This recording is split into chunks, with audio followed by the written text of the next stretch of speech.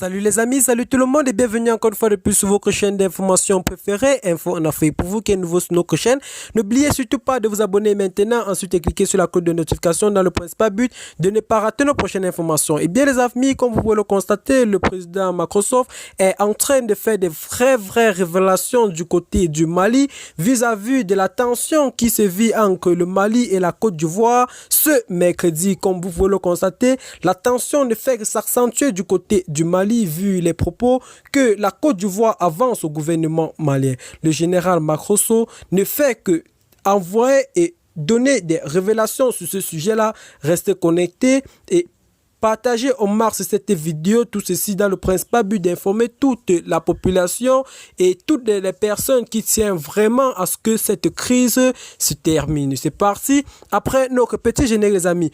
Bon visionnage.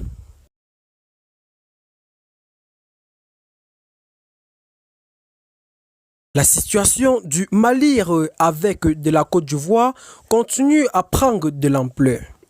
Ces 49 militaires ivoiriens qui ont été arrêtés sur le territoire malien, qui ne fait que s'accentuer et faire le buzz partout sur les réseaux sociaux, la Côte d'Ivoire, leur pays d'origine, ne fait qu'avancer des menaces au gouvernement malien pour demander leur libération.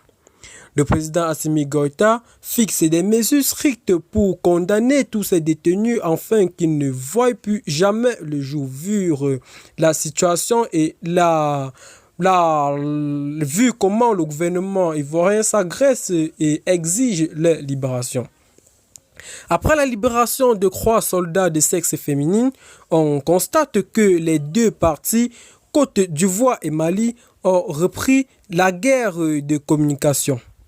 Mais les dirigeants des deux pays ne devraient-ils pas respecter l'obligation de réserver afin de faciliter la tâche à la médiation togolaire, se demande le journal et les populations qui sont aux aguets de cette violente catastrophe.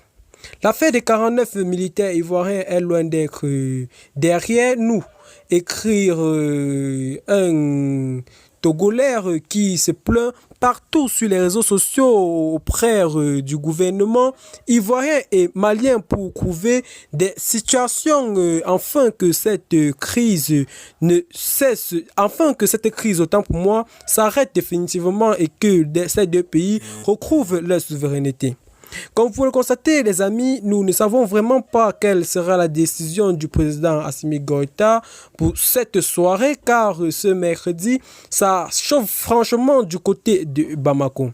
Eh bien, les amis, restez connectés, telle est l'information que nous avons eu à vous passer, car le président Makrosso est en train de faire des violentes révélations.